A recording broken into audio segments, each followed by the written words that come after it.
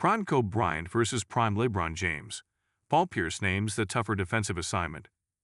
Kobe Bryant in his prime was the kind of scorer who made defenders question every life choice that led them to guarding him. He could hit impossible fadeaways, pull up from anywhere, and drop 40 on any given night.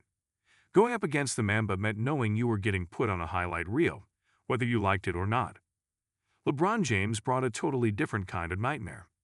The King is a 6'8", 260-pound freight train who moved like a point guard and thought the game 2 steps ahead of everyone else. If you backed off, he'd bury a jumper. If you played up, he'd bulldoze to the rim like a runaway truck. At his peak, LeBron didn't just score. He controlled entire games. Both Kobe and Bron will go down as two of the game's most elite offensive weapons. But which one was harder to guard in their prime? NBA legend Paul Pierce was asked this question by a fan during his recent appearance, No Fouls Given and Playmaker program. The truth had to sit with the question for a bit before he immediately answered. They both won an MVP, Pierce began. I played LeBron way more times in the East. 4 times a year, playoffs every year. That he did. The matchups between Pierce and James were some of the best in the East every new season. But as much as LeBron caused him trouble, Kobe felt like his answer. But Kobe just kept pressure on you every single time. I'll never forget the game he took 41 shots. That's unreal, Pierce stated moments later. To better set the stage, he recalled that exact game and how much of a struggle it was to stop the Mamba from putting the rock in the hole. I remember coming back to the timeout. I think he scored 10 straight on me.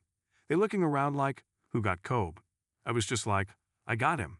I had to yell at everybody. Like, I got him. Shut up. Everybody looking at me because he scored 10 straight. That's a funny recollection from the Hall of Famer, and even better, it's not hard to imagine. When Kobe was locked in and determined to ruin another team's night, he succeeded. Whether he drained 12 threes or just killed guys in the post, there's a reason franchises always sighed when they saw the purple and gold on their schedule. And that's not to take anything away from James. At 40 years old, he's still making the game look as easy as when he first entered the league in 2003. The King is the King and remains the King for a reason. Once he starts driving toward the hoop, your best bet is to just get out of the way. This is what makes the GOAT debate so interesting. Hearing Pierce describe both icons as killers is exactly how they fit the bill. The league hasn't felt the same since Kobe left, and it will feel even weirder once LeBron finally hangs them up. All we can do in the meantime is just enjoy the all-time leading scorers every appearance, because we are slowly ticking towards a post-LeBron NBA reality.